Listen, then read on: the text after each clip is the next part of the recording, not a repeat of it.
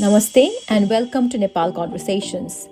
Nepal Conversations is a podcast series where we talk to scholars and researchers about the interesting work on various aspects of Nepali society. This third series of Nepal Conversations will focus on unpacking the status of social science research and teaching in Nepal. For this episode of Nepal Conversations, we are excited to welcome Dr. Ayushman Bhagat, who is a lecturer at Edge Hill University, UK. Dr. Bhagat completed his PhD in Human Geography at the University of Durham in 2021. He is interested in multidisciplinary approaches to research questions around the politics of human trafficking, modern slavery, and forced labor. Driven by the commitment to and frustration of implementing anti-slavery projects in South Asia, his research aims to highlight the voices and experiences of migrant workers in policy and scholarly discussion, which will form part of this conversation. Welcome to Nepal Conversation, Ayushman, and thank you so much for agreeing to talk to us today. We normally begin the conversation by asking our guests to take us through their research journey. So we generally know that you work on sort of critical analysis of trafficking and anti-trafficking, cross-border politics. So if you could just start by, taking us through your research journey, your professional and personal motivation, and then we can go from there. Sure. First of all, thank you so much, Nimesh, for having me. I'm really grateful for this particular opportunity.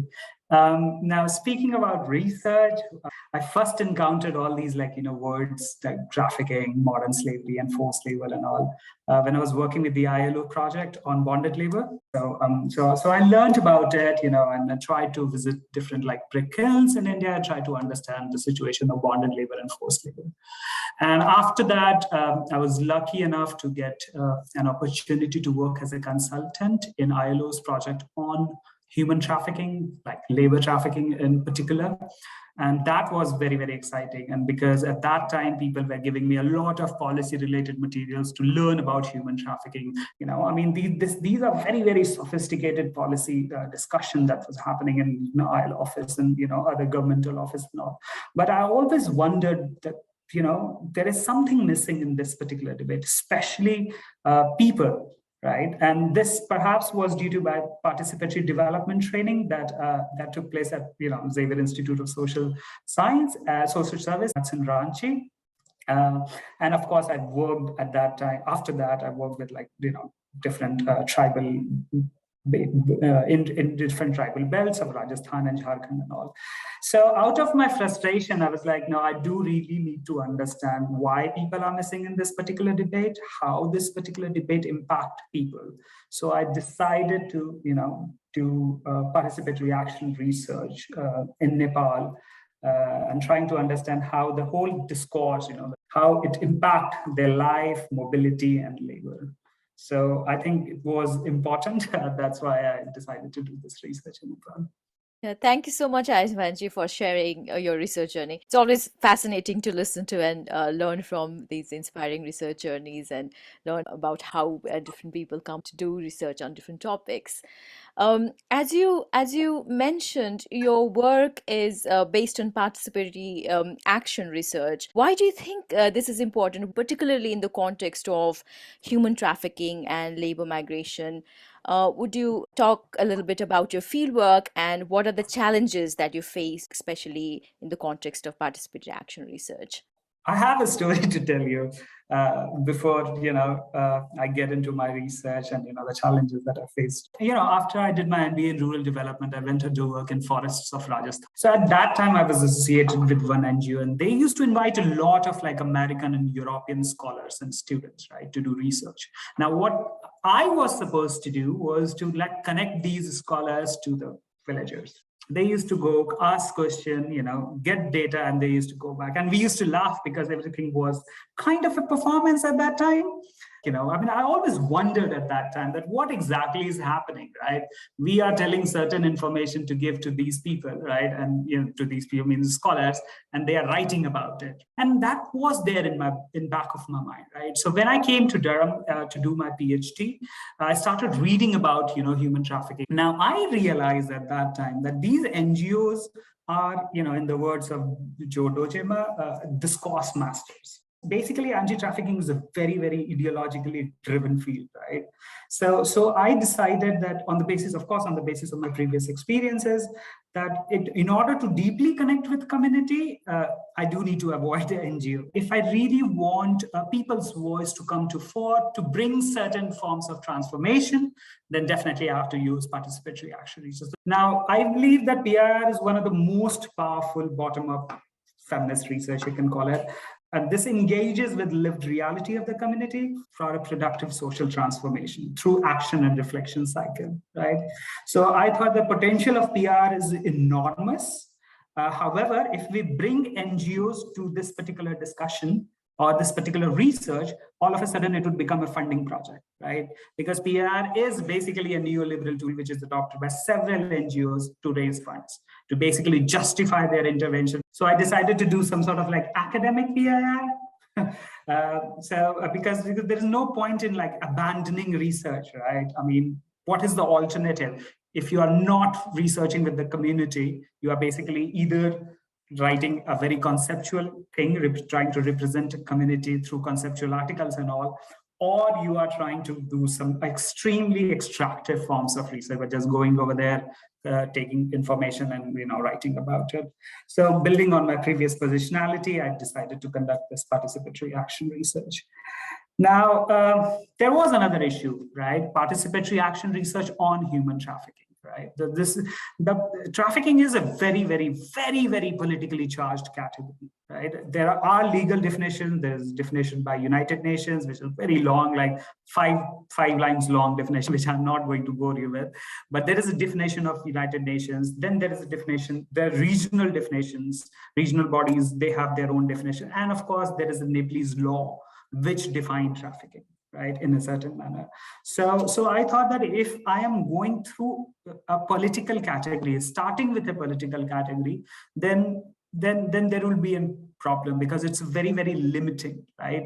Maybe people do not want to be associated with that particular category, right? Maybe by using this category, which has like, again, very, very, it's kind of a stigmatizing category as well, right? Traffic victims, all of a sudden, certain images comes to our mind and all. So I decided to go and try to do research on mobility of people and see where, the whole trafficking industry, is placed over there in Nepal. So initially, I went to Kathmandu in June 2017. A short scoping study where I interacted with several NGOs, United Nations body, and different grassroots actors working on trafficking and migration and labor. And I went on to talk to ministry people as well. And I was asking like very few basic questions at that time, that what's the current state of trafficking research? What are the problems that you as organizations are facing? What are the research that you want to do? And what are the future of and where I should go and do this particular research. So one thing that was coming up was, go towards Sindhupal Chowk district. Most of the people were asking me to go to Sindhupal Chowk district. And the other thing that was very, very clear that people were saying at that time that, most of the research is basically talking about the same thing. Right. So we do need some sort of like very creative research, right? And some people advise me that, if you are going and doing a research with the community, you should actually try to compensate that particular community, right? Because you will be taking the time and, resources and all this sort of stuff. So that gave me an idea of coming up with like Migrant Resource Center, because quite a lot of these NGOs and these UN bodies, they were struggling to create some migrant resource centers or resource cells in these village pockets as well. So I decided that these were things which were there in my mind, right? And I was like moving from one place to another place, from Kathmandu, I went to Arniko Highway. From that side, I went somewhere else. So I was like moving around, right? Kind of a snowballing was happening, right? In order to find a perfect research site for this particular research. And I mean, I'm not going to tell you the name of the place where I did my research, and I'll tell you why in a bit. But I went to a place where people told me that, people like you come a lot of time, but, nobody stays in the community, right? Nobody engages with the community. They go and do research through NGOs and all those sort of stuff. So I thought, well, I mean, let me go to the community and try to, see whether they want to do this kind of research or not. So I found a community, very, very interior location of Sindhupal Chowk district.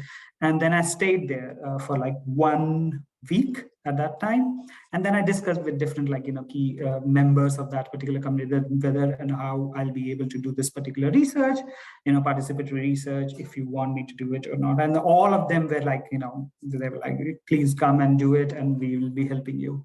Right. So I was like, okay, hey, great. So I came back to Durham, wrote another ethics applications, and then, got approved. And then I went again to this particular community. Now, the moment I entered into that particular community, all of a sudden I saw that there was an election that was coming up, right? And the community, politics was quite visible. Rapa people were not talking to people who were supporting Congress. Congress people were not talking to people who were supporting Communist Party. So it was like very, very bizarre situation at that time.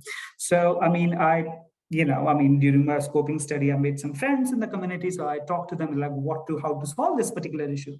Because, if I can do research with one particular community, but that would not, that would be very, very biased, right? I really want to bring everyone into the discussion for a participatory research. So they told me that, why don't you come up with a general meeting at that time? Right? I was like, yeah, sure, let's do a general meeting. So we organized the general meeting, and quite a lot of people showed up in that meeting. There like 25, 30 people came up, with ward president and everything. Everyone was there. So I decided to start, communicating with these people, the community members. And yeah, one more thing, which before I continue, about the language. Quite a lot of people, when I went there in the community, one of the reasons why I visited the community is because to see whether I'm able to talk to these people or not. And I was surprised to see that a lot of people were able to talk to me in Hindi because of the previous Indian experience that these people have, right?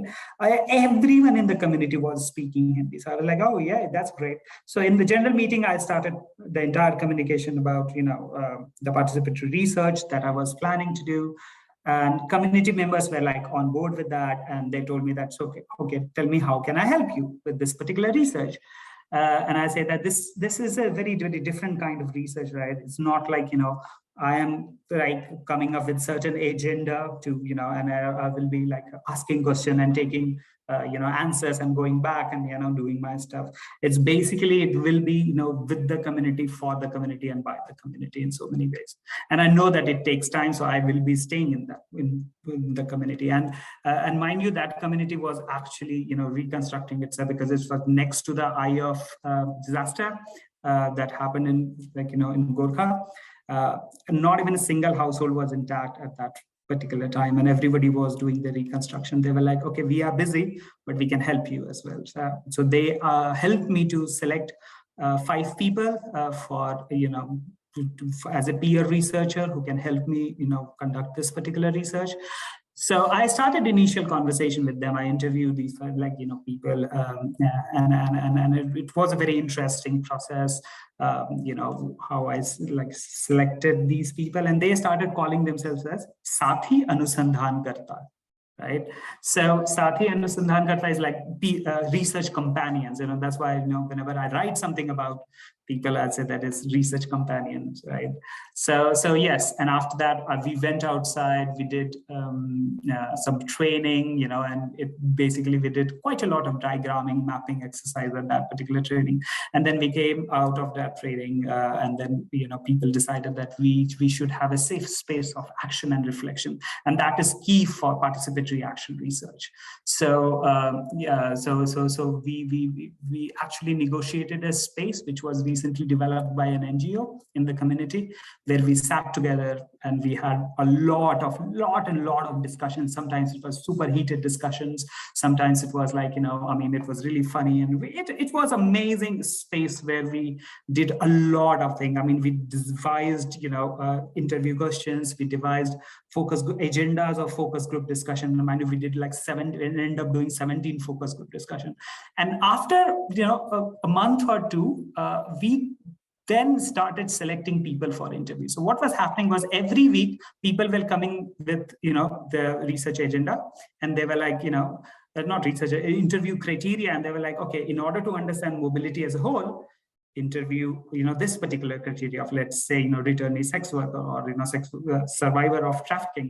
We did that. After a week, we came together, analyzed the data, and they're like, okay, that's it. Why don't you do research on male who are exploited in Malaysia?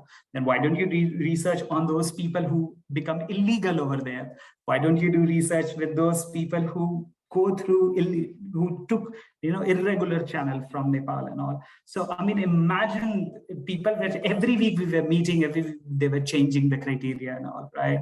So, by the end of the, 100 days, I would say, the database pool was so huge, and and we reached out to like more than 150 people in the community. Yeah, and it was really fascinating. Now, what happened afterwards? I left the community and I did research along Indo-Nepal borders. So basically, I did research from Mahendranagar to Kakarpita. I did the entire trace, and I did micro ethnography over there. And afterwards, I decided to do research on different airports, 4 international airports: Kathmandu, Delhi, Colombo, and Kuwait. So that's basically, nutshell. In a nutshell about my research. And I'll quickly take 10 seconds to talk about limitations. Of course, trust was the biggest, I think, limitation, because even though I feel that, the community member trust, me, we really cannot be very sure that what exactly happened. Maybe it was a performance as well, so there is basically sense of doubt, which is still there. Yes, and quite a lot of they changed a lot of interview criteria. So it's basically unmanageable for a PhD thesis in so many ways. But, but we really cannot do anything about it, because, we are led by action and reflection, process in participatory action research. And of course, after a certain point in time, they decided not to have information center, which we initially were planning. So that was a major setback of this particular research. So I'll stop now and allow you to ask other questions. No, that's really interesting, Ayushmanji, and thanks so much. We rarely get to hear about sort of how research is kind of contextualized, how you make all those things, relations and connections, because research is, after all, a social practice. So how do you kind of make that work? So thanks for giving us that really nuanced kind of understanding of how you made that work. We'll just quickly on this idea of Sati Anusandhan Karta, because I think that's really fascinating. Could you briefly talk a little bit about what that, how did that come out? Did it also come out as part of the participatory research? Where did the idea, the term itself emerge, and what was the role of the Anusandhan Karta here? Did they mostly focus on, helping you out with the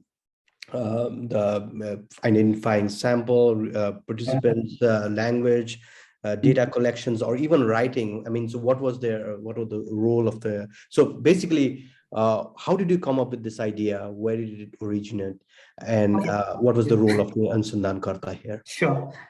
So thank you so much for asking this question, Nimesh. Initially in participatory action research, they basically follow the procedure and all. They say that, it's important to have peer action researchers, right? Now, when people were writing about their stuff, they used to call themselves, when they were introducing themselves to fellow community members, they were calling themselves as Sathi Anusandhan Karta. all the time. So it's basically the term that they invented, right? And I was like, well, they are not peer researchers. Basically, I am living in the community, right? We are talking to these people like regularly. I'm meeting them, I'm like having sometimes food with them. And, it was really kind of a friendly space that was created. Yet they were professional. So initially, when we constituted a steering committee, in the general meeting that we are talking about. So the steering committee, and I asked that, I want to compensate these 4 or 5 people who will be working with me. And community member are like, you are a student, how can we ask money from you, right? But then I insisted that, no, we do have some money, and I feel that, it's their labor, and that should be compensated. So we came up with certain amount of money, and during the meeting, they negotiated the amount, right? And they are like, no, this is less, you have to pay us more. I'm like, okay, great. So we did that as well. So basically what was happening was, so initially it was like, I was like telling all these things, setting up the scene, but over the period of time, right, they started like taking sort of ownership of the research. And that's the whole idea of participatory research, right? So initially, we was coming together and I was like, okay, so when we went for the training, we came up with like prioritization of problems, right? So we discussed the problem that was happening in that particular place, right? So it's a very, very situated approach to research, right? And when we did the problem, and the first was like mobility and exploitation. That was like one of the major, that was not the first. The first one was, of course, reconstruction money, which is the state was not releasing, right? And the second problem was mobility and labor exploitation, especially among men and women as well. So over the period of time, like we come up with different their roles were not fixed. The roles were like to help me with the research and everything. But over the period of time, they were coming and asking questions to me. Like, you have to ask this particular question to anti-trafficking NGOs about all these, like, why certain people are allowed to leave border, and why certain people who are associated with certain political group are not allowed to leave the border, like leave the state. So these were the question, and basically they were helping me to come up with interview schedule, because it was affecting the whole, the community in so many. The problem of labor and mobility is very, very serious in that particular community. So they were in a way, like changing the research criteria, that this also shows the ownership and everything. So what happened when they say that, some of them actually told me that, don't you think that if you come up with information center, that would create more problem? Then it would solve the problem. So look, initially what was happening, people were saying that, we should come up with certain, like in physical infrastructure and everything. And I had budget and everything to start. But afterward, people started casting doubt. So basically, this also shows that, they are the one who know what is good and what is bad for them, right? So, and it's a very, very interesting process that happened. And I returned, since then, I recently, like, in the month of July, went back to the community to talk about, all this, and all my, like, Sati and Anusandhan Karta, which over the period of time, they became friends as well. They were there, and, we had discussion about, what I'm trying to do. And yes, in terms of like writing, of course, initially the whole idea was to, if everything would have gone according to the plan, about the information center and everything, so maybe, people would have written about something. But the whole idea of halting and anonymizing the community didn't allow me to, write along with them. So that was one of the setbacks of this particular research. That's really interesting, like, how you have to strike a balance between, like, ethical sensitivity, but also the your aspiration to work with communities, right, including writing. So I think that that's one of the challenges that we as a qualitative researchers always face. But the other challenge I think, Ayushman, we wanted to ask you about is also, we all often have to, as qualitative researcher, but also as a social scientist more generally, link the micro to the macro, if you will, Yeah. right? Like, so what is like your all these details and nuances that you're talking about, Mm. but how does that link to the general national context or even the international context? So I wanted to bring you back because earlier you mentioned that this and trafficking, anti-trafficking is a politically charged topic everywhere, Mm. not just in Nepal. Mm. But just wanted to hear your thoughts on, like, again, why Nepal? Like, why is Nepal an interesting sort of context for this? Is there a certain aspect of Nepal or Nepal-Indo border that makes it more interesting and visible, these tensions?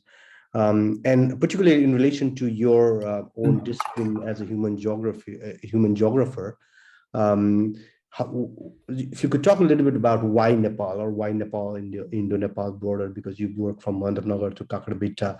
Um, yeah, be interesting to kind of come back from that micro to the macro, uh, Yeah. and why Nepal serves Yeah. as an interesting context. Yeah, this is a very interesting question, to be honest. I mean, and since you have asked me to connect micro to the macro, let me start with the micro, right? I mean, I will not say why Nepal. I mean, that will, of course, be very clear in a bit. But I'll start with the community, the findings that, came up, and that would actually make the entire thing clear, right?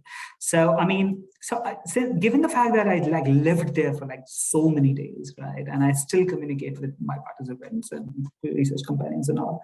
So I found something like extraordinary happening in that particular community, right?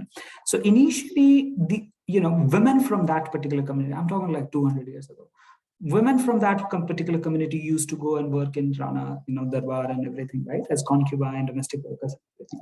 Now, once that stopped, people started, and people say that there are scholars which would say that Rana flew to India with that tamam concubine and everything. So once that stopped, these Rana went to India with their domestic workers and all, and they say that sometimes like domestic workers left the Rana's household, and they joined its sex work community in India, right, province and all. So they started coming back to recruit people, right? And the moment this particular recruitment started, though, and it was like around 80s and 90s, and quite a lot of at that particular time, trafficking was big. Trafficking was slowly becoming a very, very hot topic in Nepal, and the global debate of trafficking was happening at that time as well. Yeah. Now, in 1994, 1996, I think there was this very infamous Mumbai raid where Nepal government refused to take Nepalese immigrant, like Nepalese like sex workers, or let's say Nepalese trafficked victims back to its state. Now, because of that, and immediately after that, in 2001, we had the first. In 2000, we have the first definition of trafficking, right? So, and of course, because of all these discourses that was like taking different shapes, bringing a lot of money, like it was leading to, like development of so many different anti-trafficking NGOs at that time. Now, what happened was it changed the practice. Again, it changed the practice in the community. People stopped going to the, sex work community to sex work and all. They started going to domestic work in Middle East. Right, from 90s they started, from late 90s they started, right, because trafficking was basically becoming synonym of sex work. Sex work is dirty work, and all the sort of stuff was coming up at that particular time in the community. So they started going to Middle East for domestic work and all. And then there was this suicide that happened in 1998, I guess. And immediately after that, Nepal government started putting bans. So from 1999, they started banning migration of women to Middle East, and still there is a ban. So clearly, I mean, in 2017 January, they came up with this ban that no one can go to domestic work. Now, the community member, they started going like searching for different avenues, right? They started going to not to Middle East. They started going to different locations like Korea, Europe, and these people are planning to, quite a lot of people, both men and women, they are coming to Middle East. So the migration from that particular community, from that particular place, like is so intensive that makes that community, that place in Nepal very, very special. And how like everything is evolved around the mobility of people, both men and women, right? So this is something which makes, in the case of Nepal, extremely fascinating, because there are so many different anti-trafficking organizations. There are so many different mobility restrictions that these people have been historically facing. It's not like, anti-trafficking people, they have their like surveillance and patrolling. It's happening in borders and highways and all. It's basically entering into social spaces as well, and that makes Nepal extremely interesting case study, I would say, and community in particular as well, because. And one of the reasons, and this is something which is very, very exciting, because it speaks, not even speaks, it actually challenges the critical literature, especially Eurocentric Western critical literature, through its case studies, right? So that makes Nepal very, very special, because it has potential to not only to contribute, but to critically contribute to critical scholarships, if that makes sense. Yeah, thank you so much. Yes, and we see that you've been publishing quite a bit based on your research as well. We've had a chance to read some of your publication on this issue of human trafficking, and we understand that you have a forthcoming article in Antipode titled "Who is not an Yay. agent here?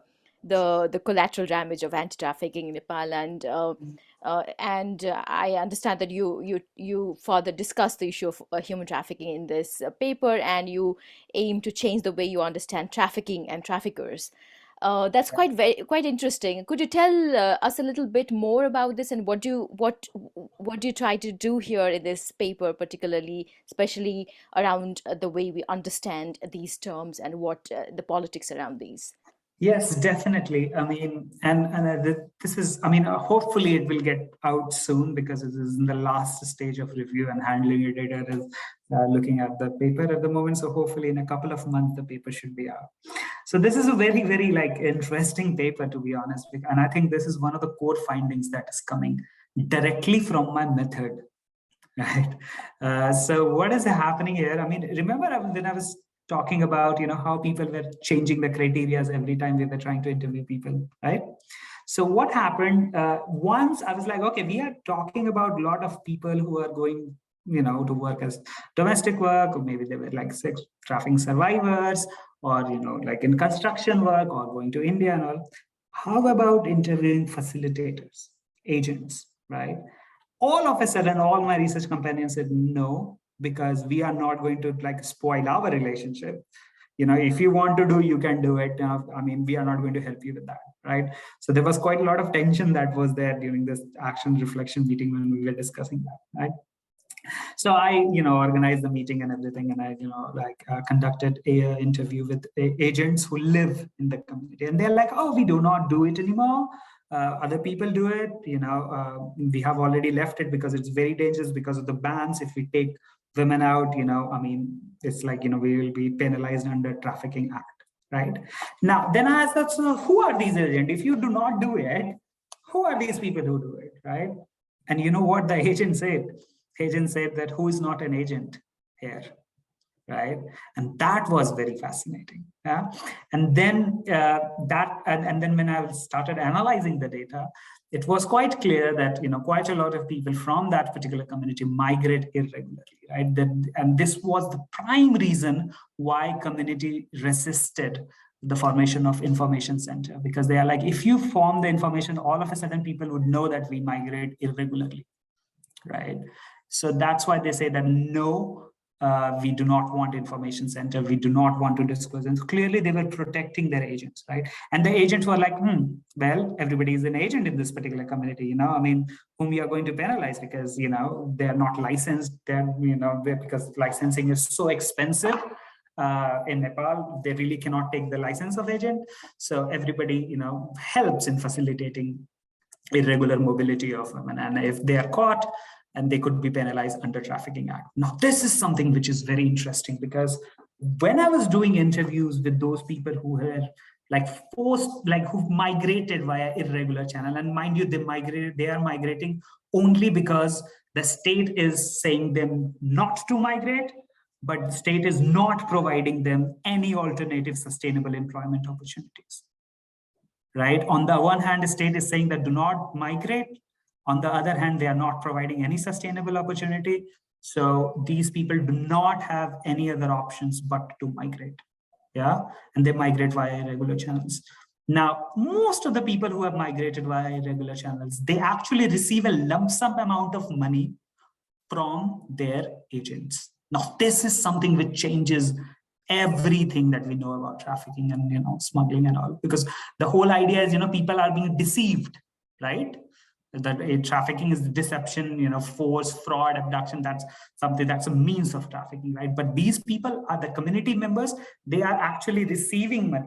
Now they know 5 different, let's say if I have to migrate, I know 5 agents. I will actually negotiate the lump sum amount with all these 5 people, and whoever is giving me the maximum benefit, I will actually use that particular person as an agent.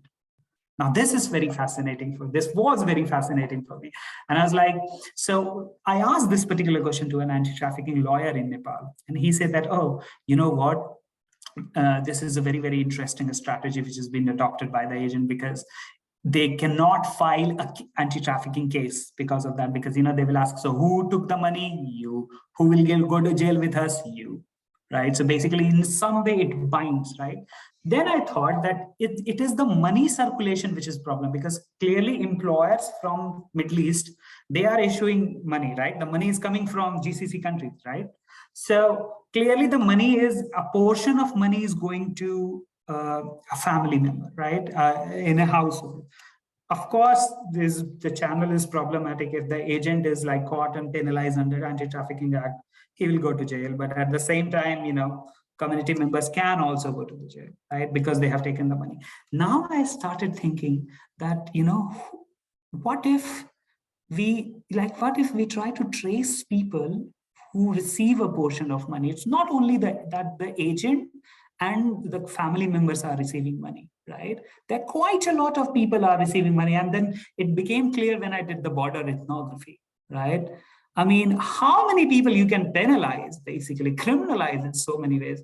So imagine, I mean, if the money is going to like hotel agents, because they are providing them shelter, if the money is going to like buying food, if the money is going for transportation services. In some cases, people say that community members are saying that, why certain people are allowed to like leave if like cross the border, why certain people are not. Why anti-trafficking NGOs, they are allowing certain people to cross the border, why certain anti-trafficking NGOs are not allowing people to cross the border. So if the community is insinuating something extremely dangerous here, right? So anti-trafficking NGOs are basically, for community member, part of the problem than the solution. Yeah. So this is something which is very interesting. And it actually, and quite a lot of these people who like facilitates irregular mobility, they have connections in the government offices and all. So if we trace people so who could potentially be criminalized under Anti-Trafficking Act, I mean, there will be a lot of people, I mean, and that's one of the reasons, that one of the arguments that I'm making in my forthcoming paper is, it could end up in potential criminalization of so many Nepalese citizens as traffickers, right? So what is happening is like this is something which is very, very insightful and so different than what's happening in the West, where the entire narrative of trafficking, started in so many ways. Because the whole idea is to the old critical literature. I'm not even like bothered to talk about like dominant literature.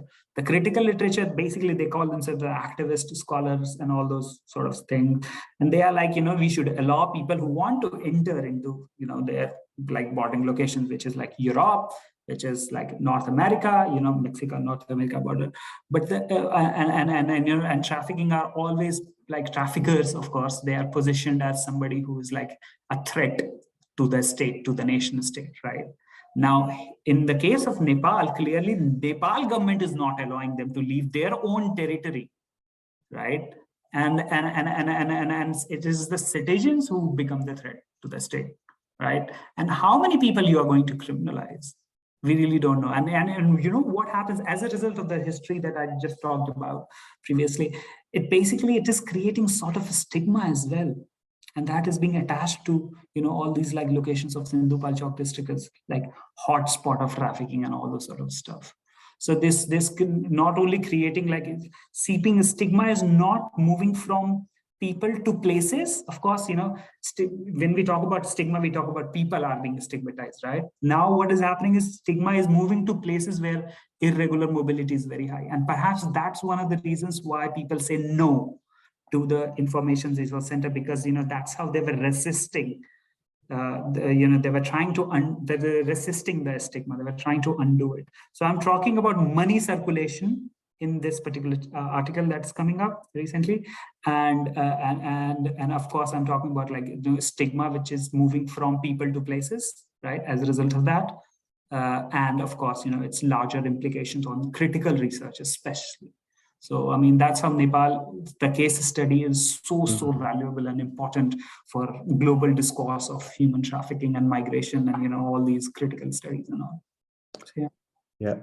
Thank you so much, Ayushman. I think that idea of the notion that the stigma in the move, right? I think that's really interesting, that it's just not the people and the places that get stigmatized, but stigma itself is kind of moves and changes form. I think that it could all make up for an entirely one episode of conversation. So unfortunately, we don't have enough time, so we have to sort of wrap up, and this is coming to a sort of final question, which we ask our guests to really reflect on, the future, basically, right? What is the future of human trafficking research as a human geographer in particular, and what do you think about it? Where is the future? Where are we headed with this research? And also, you could also draw on your own personal research and teaching experiences of what do you think the future is for critical research on human trafficking, especially in the South Asian context. Yeah, no, thank you so much for asking this question. And I believe that future is basically non-European countries, according to me, because I mean, what has happened here is, and this is very, very debatable thing that I'm saying, that, I mean, most of the research that is happening on trafficking and, critical migration studies in large, right? I mean, and there are quite a lot of offshoots of that, like critical border studies, critical carcerality, critical, whatnot, security. So they focus only on the majority of the focus. I'm not saying that people are not doing research in South Asia and, in Central America and other like countries. Majority of the research is basically focusing on either on European borders or on American borders. Yeah. So I think it's very, very important to bring other conversation into the picture, right? Because if the effort is like, the large chunk of literature is talking about among Western scholars written by Western scholars. So clearly that's not critical paradigm, according to me. I mean, of course, they are critical to so many different things, but I think that we do need to take this particular debate outside the geography of West and take it to the geography of global South, especially to countries like India, Nepal, Bangladesh, Sri Lanka, and all. And there are quite a lot of amazing phenomena that's happening in those countries. Now, this is one thing. Second, and this, the more research articles, focusing on Nepal and all, the more research article will come into fore, the more it will be really, really interesting, especially in terms of global academics circuits, that it will be very, very interesting to talk about these case studies. Like, for example, if somebody is reading my research article, they will be knowing about, the case that's happening in Nepal. They'll be knowing about, Tamang community a little bit in Nepal. And I think that quite a lot of people are doing amazing work at the moment. And this feeds into the big, the agenda that is there at present, is the decolonizing curriculum as well, right?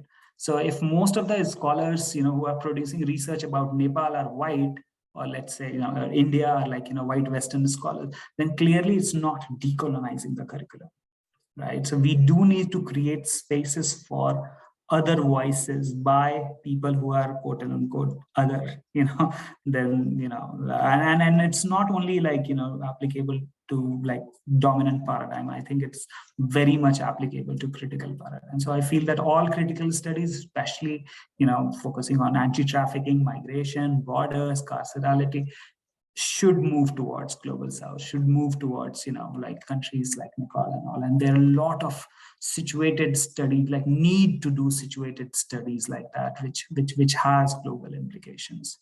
So I think this is perfect time to and if we are really serious about the decolonization agenda, then we have to focus on countries like Nepal. Yeah, thanks so much, Ayushman. I think that's really ended on a really optimistic note. And thank you so much for your time. It was really, really insightful.